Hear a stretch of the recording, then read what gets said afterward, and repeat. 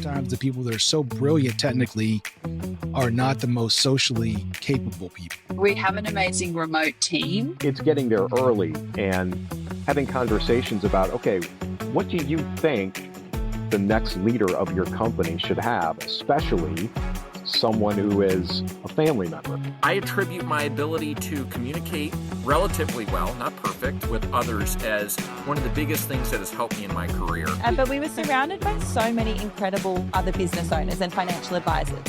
You want to surround yourself with people that, again, I think are driven and love the things that you love to do personally, but also have that drive and that work ethic so that you have other things to talk to them about too.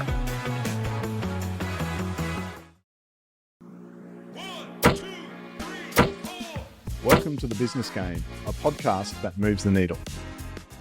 Hey guys, before we get started today, just a really quick moment to thank one of our sponsors, SmoothX. Their integration platform connects Proposal, Xero, QuickBooks, and more.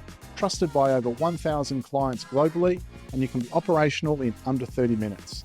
Visit smoothx.com to simplify your workflows, and thanks again to SmoothX for sponsoring The Business Game.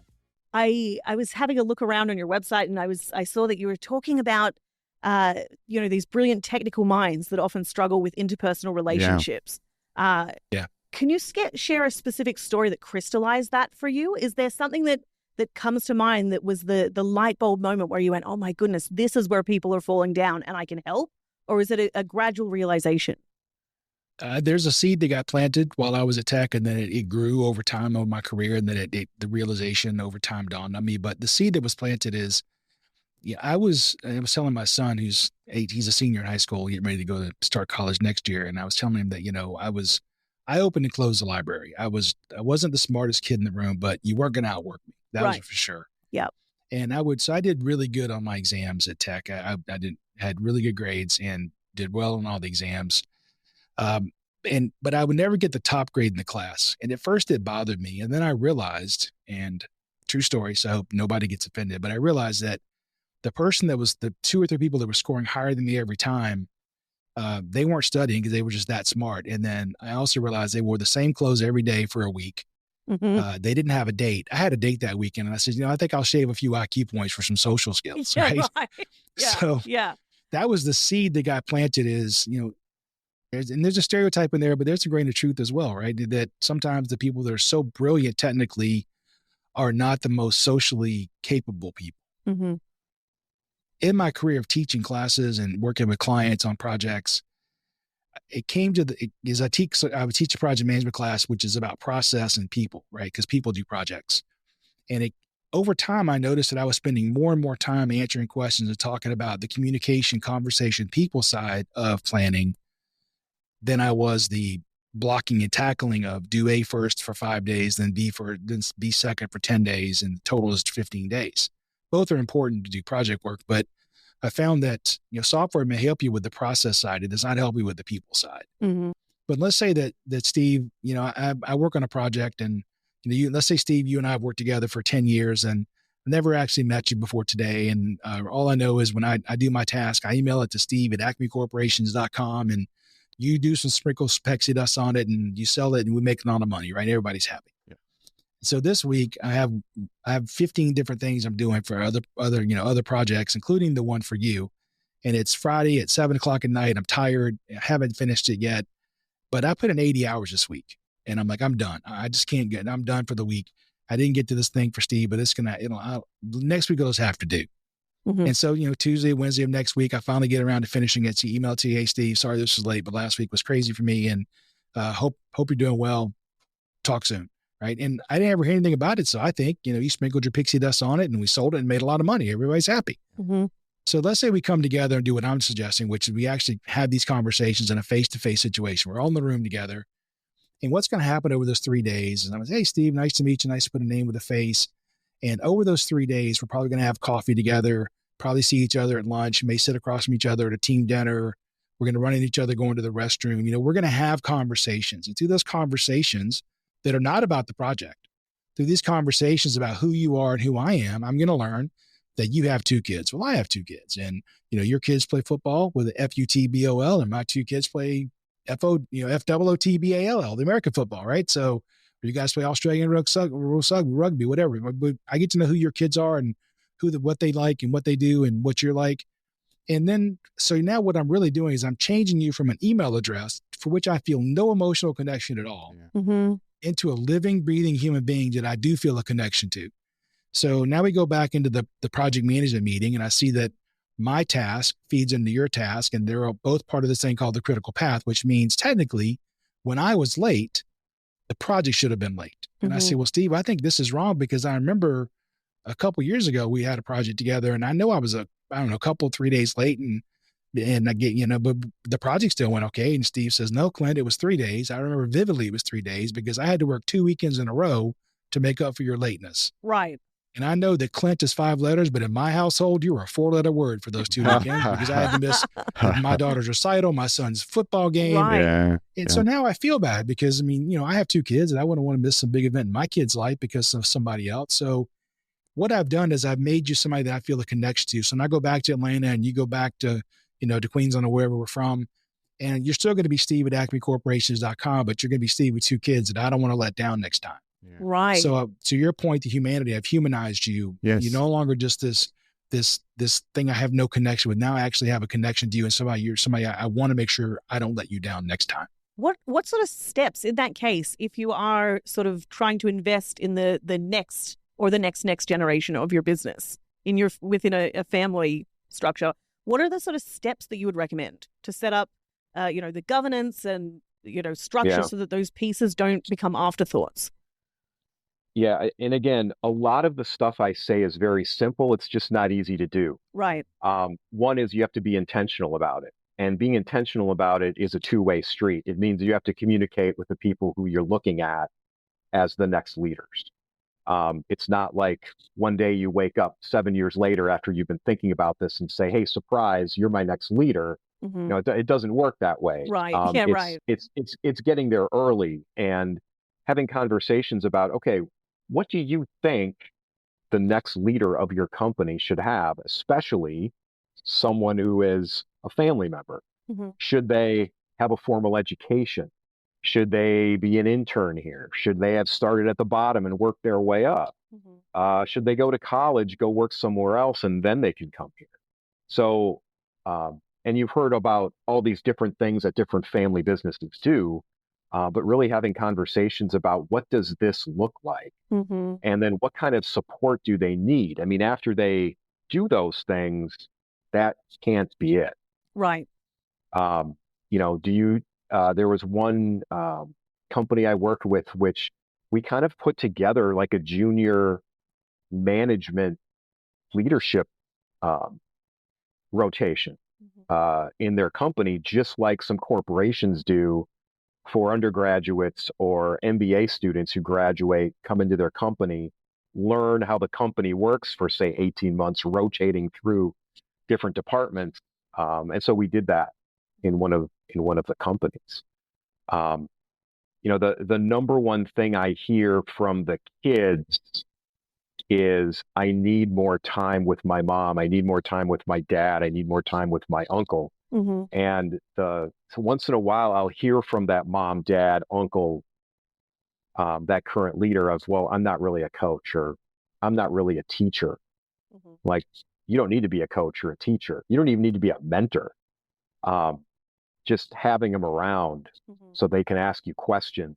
And what do you think are there consistent early red flags, for anybody who is a business owner, coaching a team, leading a team? What are the consistent red flags that you come across for founders or within companies, I suppose? It's a good question, Rob, because someone sitting here listening to this, might go, oh, am I like that or not? No, I think I'm fine. And you go, well, there's this and this, What are they? What are the red flags, like personal life or business, that can sort of, both, that people can spot before they hit the valley? And I guess what we're saying is if someone's sitting down in front of you, you go, oh man, you tick all the boxes, and I can help you. I am here at exactly the right time. Yeah, I would say 4 out of 5 times what I hear from somebody who calls me is, somebody told me this, right? Yeah, okay. And it's like, spouse or significant other, somebody on their leadership team that they really trust. In fact, they actually look up to, even though they're a direct report. Those are probably the two biggest ones. Once in a while, I will have a serial founder, family business owner who is in a peer group, which, by the way, I'm a big advocate of peer groups, is in a peer group, and somebody in their peer group pulls them aside and says, you've been talking about this thing for so long.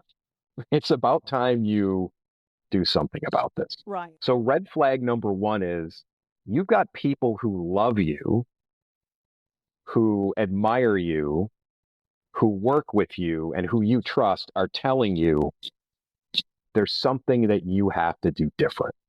If you don't have salesmanship, the ability to communicate well with others, you don't have to be an extrovert. You don't have to have all the qualities of a salesperson, but you have to be able to sell your idea to someone else. It might be you're in a product role, whatever it is. I attribute my ability to communicate relatively well, not perfect, with others as one of the biggest things that has helped me in my career. Yep. And that contributes to my salesmanship, whether that's internal to a company or outside getting customers. So working hard, getting customers, getting them to believe in me, and building friends. Yep. It's not just salesmanship. And I love it when people say, oh, you're lucky. Yeah, good luck with luck.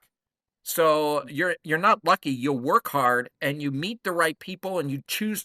And you know how you meet the right people? You keep meeting new people. And you just meet a ton of people. And then certainly in all those tons of people, you're going to meet a couple that are great.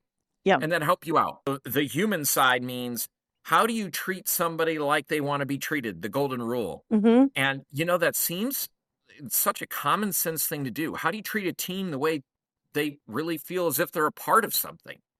And it's amazingly not common sense for so many leaders. And unfortunately, I've worked with a couple of those where you meet those people and you can tell immediately, I don't know what's wrong with them. They don't understand how to win over, back to salesmanship. Right. They don't know how to win over that team. Yeah. Yeah. Because they don't treat them with the respect and dignity that they need to feel as if they're adding value to the organization. Your year of biggest revenue growth. So, so what were I'm really curious, what were the key decisions or the innovations or the cultural shifts that unlocked that success and allowed the money to come in? Absolutely. Number one, without question and without rehearsal, is the team. The team that you have and that you build and the culture that you put behind them to go and win and help them out along the path and getting out of their way with all the BS. That is the number one thing. You can have all the cutesy technology stuff. You can do all these great things. You can build your go-to-market strategy, I believe now, and this is before this all existed, with all your AI components. That's all great. And I believe in a lot of those. But again, before they even existed, it was the team that got it done. And so my biggest revenue year was a huge growth. And we probably had 70 people in business development on that team. And freaking crushed it. Amazing. It's because each person dug in and was able to really understand how to go and get the goal. And they felt as if they were doing something bigger. And I'm not just speaking to faith again. That's not where I'm taking it. I mean, they wanted to win so that they saw their name on the scoreboard. And, and they contributed. And yeah, they wanted the big paycheck and a lot of them made a lot of money. But they wanted more than that. They wanted to be on the scoreboard. And that feeling of getting on the scoreboard and high-fiving others along the way, there is nothing better than that. And that is a culture of not just winning, but a culture of fun. Yeah. And so that's what does it. That's the tool. Yeah. Just on that, because the people thing's really important, but have you got a little tip about what you look for when you're hiring someone? Oh, yeah. Number one is the beer test, which sounds totally inappropriate. But the beer test is, do I want to have a beer with you? Right. If I stomach the idea of having a beer with you, one beer, if I can't handle one beer with you, I do not want to work with you. Wow. That's great. Yeah. That's, a really simple way to condense down, whether somebody's going to fit your culture, whether they're somebody that you personally can work with. I love that. The beer test. The beer test. Pass the beer Throw test. the resume in the trash can. Yeah, right. That's the number one thing. Wow. Yeah. Hey guys, just a quick break to thank our affiliate partner, HubSpot. We are thrilled to announce our partnership with HubSpot. the ultimate all-in-one CRM platform. HubSpot helps you streamline marketing, sales, and customer service with powerful tools to grow your business faster. From lead generation to automations, it's got you covered. By using the link in the description, you not only get to start your HubSpot journey for free, but you'll also be supporting our work here on the show. Now it's back to today's episode. And how did you start the processes of building your business? Well, I mean, our origin story for Tame Financial Group started a little over a year ago. We were actually away together on conference. Yep. In Bali, beautiful tropical landscape. Oh, nice. It was terrible. Yeah. That must have been hard. You know, It was rough. We survived but we were surrounded by so many incredible other business owners and financial advisors. And we were there representing the business that we worked for. And at the end of the conference, we had all this information that we were going to take back to our practice and implement that. But we just started having these really organic, authentic conversations with other people that we'd met. And they started asking us questions like, who are you? What do you do? What do you want to do? Would you ever consider starting your own business? And we both kind of looked at each other and said, no. Scary. And So scary. Scary. They said, why? And we both went, I don't quite have an answer for that. Yeah. And that little thought just planted the seed into something that just grew and grew and grew. And then I had all the confidence that Megan could start a financial planning business, be amazing at it. I could never do it. I'll come and work for you. And then once again, I think it was just that lack of confidence that I had internally, and that dialogue that I, subconsciously had over the years that I'm happy to do what I'm doing. And then it just started growing and growing. And it was almost like once that idea started and we started talking about it, we spoke to husbands about it, and we thought, oh my gosh, I think we could actually do this. I think we could do it together, and I think we would be amazing. And then just to build that confidence, and we surrounded ourselves with some friends, family, and kind of industry mentors that gave us that pathway to go from an idea into what we actually needed to do to make it happen realistically.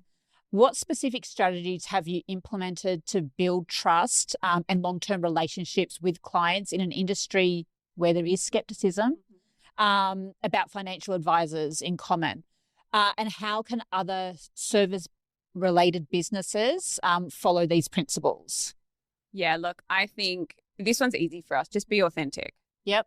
Be able to be really honest with your clients. Don't tell people that you can do things that you can't do. Be okay saying, that's not us, we're not a good fit, whatever it may be. There is no point over-promising and under-delivering something. We're always the other way. So, I just think authenticity is such a huge thing, particularly in our profession, because there has obviously been so many things that have happened in the past. And it's one of the things that we're sort of out there to change people's perception of, financial advisors and what they look like and how they act and all of those sorts of things. We are a little bit different and we're happy with that. We actually like it. But authenticity is a massive thing. And I think that goes across any service-based business. I'll ask a little bit about your systems. Have you developed some processes, and how has your team got involved with it as well?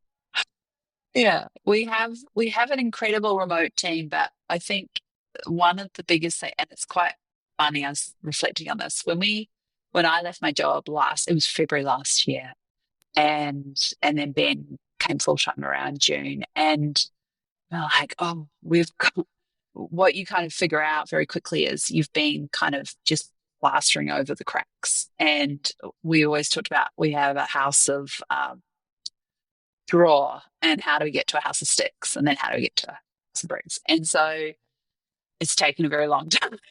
And I think we have an amazing remote team. We very much built a lean team of freelancers. So it's still just Ben and I as full-time employees. Sure. We've been able to take the business to, 4 million in revenue in year 3. And wow. I think now, though, it's about building an actual culture and people who are invested in as much as us. Maybe the kind of rushing into just hiring people for the sake of having people to support us and not being clear or understanding exactly what we needed at the time has probably now got us to a situation where, I've kind of need to work out actually what do we need, and almost not start again, because I want to keep our lovely team, but actually get a lot clearer about what we need and be specific about it? So I became the CEO after a founder that had done an incredible job of building an amazing culture and sustaining the company through really bootstrapping the business, not much external capital to keep the company afloat and to help it grow. And there was an existing leadership team that had done that as a part of the founder. And so that was the difficult part, was really thinking about how do you combine some new resources in the leadership team with the folks that have this institutional knowledge, and how do you combine those two, and being thoughtful about that. An embarrassing but honest story is in my first board meeting with our private equity sponsors, they talked a lot about, these people have gotten you here, but will they get you to where you need to go? Yeah. And in, self-reflection, I knew the answer was likely that some people were going to have to go. Yeah. And I started crying in a board meeting with all men around the table. And, I was just, I still could beat myself up about that situation. And they were very supportive, while also knowing that I needed to think about what and how do I build the right team that will take us to where we need to go. And so, those are always the hardest things that you have to do, or how to have hard conversations and make the hard calls that no one else wants to do. And, you learn that quickly, that the faster you can make those decisions, the better off you'll be. And someone said to me, when there's doubt, there's no doubt. And it is true. If you have any doubt about someone, it's probably inevitable anyway. And so the faster you can move on those key hiring decisions, usually the better off. Yeah. Okay. So I think this is probably a good segue into building high trust leadership. And to me, it sounds like that's something that's probably at the forefront of your mind, having your team trust you just in the way that you're speaking and the thought processes that you put behind what your actions for your team. But in private capital, relationships are everything. How do you build trust with clients and your team in a way that drives long-term loyalty?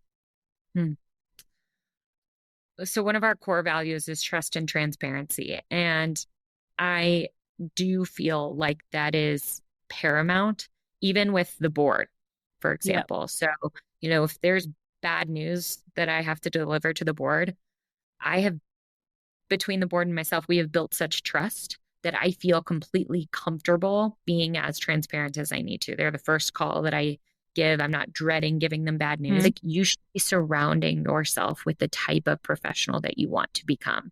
And women love to help other women. They do. Yeah. But we can also sometimes be put inadvertently in a competitive environment.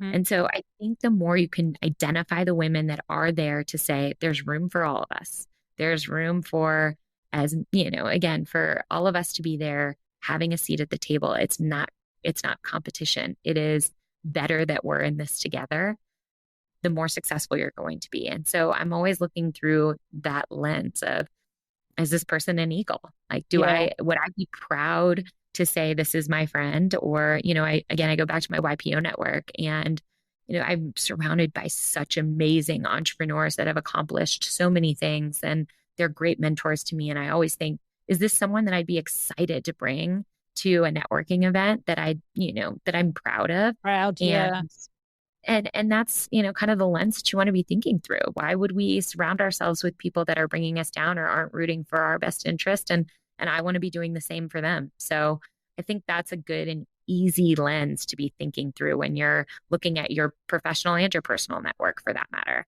Is everyone on Sundays, are they buckling in for a big week, or are they, partying all day, which is completely fine if that's the phase of life that you're in, or, but you have to be thinking about, I'd love to find friends that want to hike on Sunday, or, do something, maybe we go out for brunch, but then we're, doing something different later on in the day. And trying to balance those things, I think, are important around, again, you want to surround yourself with people that, again, are driven and love the things that you love to do personally, but also have that drive and that work ethic, so that you have other things to talk to them about too.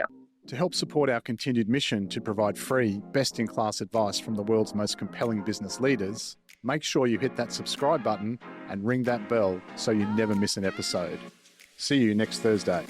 Thanks for tuning in to The Business Game. If you like what you heard, make sure to subscribe on YouTube and follow us on TikTok, Instagram, Facebook, and LinkedIn to stay connected. A big thank you to our major sponsor, SmoothX, for powering today's episode. And join us again on the next episode for Business Game, a podcast that moves the needle.